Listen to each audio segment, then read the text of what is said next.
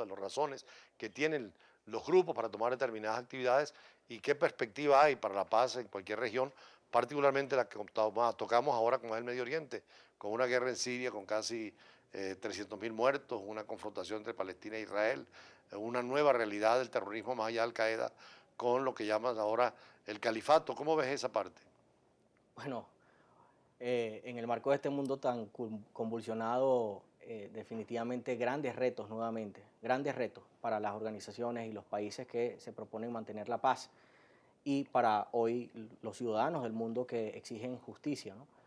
Y vemos a esto algo como muy preocupante, muy preocupante. O sea, será, y nos hacemos la pregunta, ¿será que la jurisprudencia internacional y la justicia que debe existir en cada uno de los sistemas y de cada uno de esos estados no ha podido colocar un freno a todos estos grupos insurgentes que han salido y que de una u otra manera no están respetando los derechos humanos, Pero pareciera que que no no hay tienen justicia en esos territorio? países.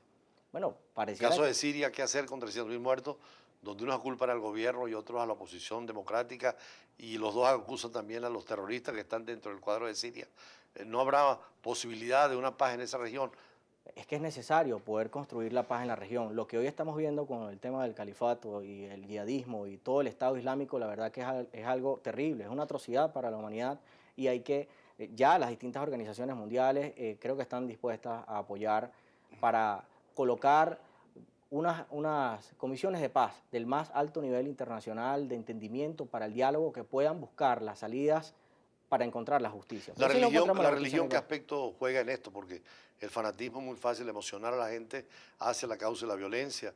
Y en el fondo el texto religioso pues no es violento, ni el Islam, ni el cristianismo, ni el judaísmo, pero los religiosos pueden utilizarlo. Bueno, allí hay muchas críticas con respecto al tema del califato y del yihadismo que el Estado Islámico hoy está promoviendo, porque a pesar de ello, ni chiitas ni sunitas, que a fin de cuentas comparten religiones, musulmanes, judíos, cristianos, no tenemos derechos sobre otras personas. Y lo que plantea el Estado Islámico es exterminar prácticamente a quienes no se convirtieron por considerarlos infieles, ¿no? Entiendo que no todo el sector, no todos los sunitas, ¿no? Están Claro, de acuerdo con esa propuesta claro. y más allá de eso debe prevalecer, la vida humana es lo más importante de esto, respetando siempre las otras creencias, porque hoy estamos en un mundo muy es pluricultural, multicultural, globalizado, en el que lo más importante son los derechos humanos que deben respetarse. Cualquier acción como esta que atente contra la vida de otras personas, evidentemente está fuera del sistema interamericano de derechos humanos y debe ser condenado por la justicia penal internacional.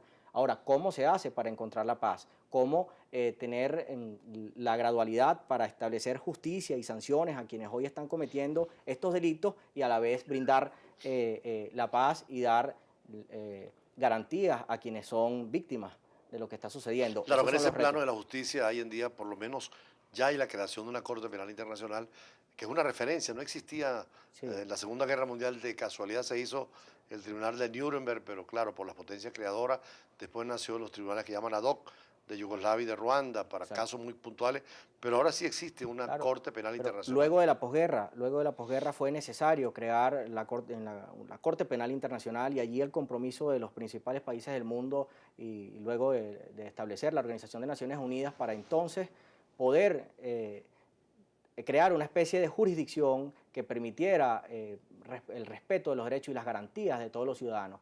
Ahora creo que luego de la posguerra, los países que entraron en una fase de democracia, de crecimiento democrático, han experimentado alguna evolución. Y la evolución nos ha dicho que precisamente el no hacer la justicia, que haya una justicia ruda de una u otra manera, no es garantía de paz. Hoy vemos una conflictividad en distintas regiones del mundo que para poder generar mayor entendimiento y para poder buscar la reconciliación va a hacer falta justicia, pero justicia en altos niveles. Pero para eso hay que definir primero los tipos de crímenes o delitos internacionales.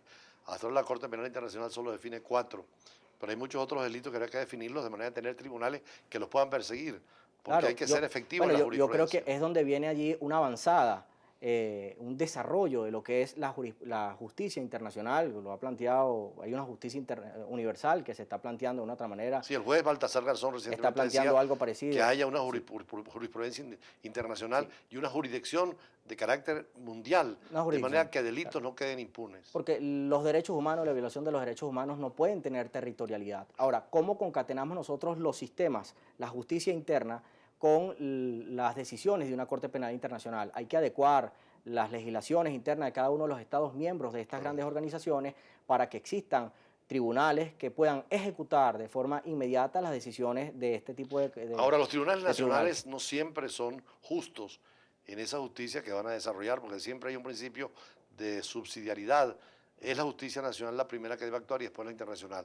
Y en muchos estados, en el caso del Medio Oriente o en otros estados en guerra, no hay tribunales creíbles. Bueno, por eso, tiene que, las legislaciones, hacia allá creo que tenemos que ir. Las legislaciones van a avanzar en ese sentido, se van a crear normativas internas con las que no ha estado de acuerdo por principios de soberanía los estados, pero en materia de derechos humanos va a ser necesario que adecuemos las legislaciones internas de estos países para crear tribunales que ejecuten las medidas, para crear una instancia directa que dependa de una nueva jurisdicción internacional que pueda imponer sanciones y evitar que en este mundo tan convulsionado que delitos como el narcotráfico, delitos como la corrupción, violaciones de derechos humanos por parte de gobiernos del mundo queden impunes y que en consecuencia sean un foco, porque todo inicia por un foco de inestabilidad y de conflictividad que si no es atacado a tiempo, bueno, deviene en situaciones como las que El caso de México ahora, donde la desaparición de estos estudiantes normalistas, se nota que hay una vinculación de narcotráfico con el terrorismo, con la delincuencia organizada, con la corrupción de los gobiernos, y no marcha esa justicia. Son parte de los crímenes a los que ha tenido que ajustarse hoy la justicia mundial. Hace 200 años el tema del narcotráfico no era quizás lo más importante, pero hoy sí.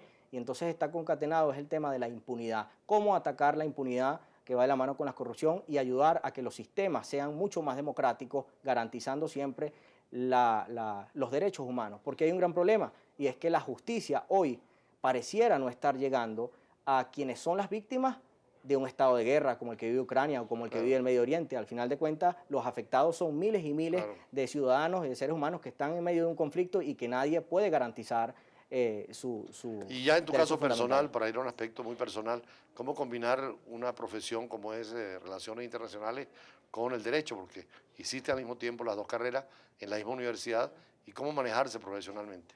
Bueno, profesionalmente es bastante interesante, pues permite hacer ciertas conexiones y creo que vamos en esa vía, ¿no? De interrelacionar una cosa con la otra y de que podamos hacer un derecho comparado para ver cómo vamos cada vez más hacia un sistema que respete más globalmente. O sea, tiene que ver el derecho con las relaciones internacionales. Perfectamente, el derecho internacional público, el derecho internacional privado, la forma en la que deben ejecutarse algunas sanciones, tratados, acuerdos, como los que hoy plantean la Organización de Naciones Unidas, tratados de paz tan importantes que son necesarios para establecer una vía de entendimiento, de diálogo, pero sí brindando justicia y a la vez paz. Bueno, muchísimas gracias a Gabriel Galo, internacionalista y abogado, por este diálogo tan agradable en estos días de reflexión y sobre temas internacionales. Vamos a seguir también, pero con temas más puntuales, con el internacionalista Kenneth Ramírez, profesor de la Universidad Central de Venezuela en la Escuela de Estudios Internacionales. Ya regresamos.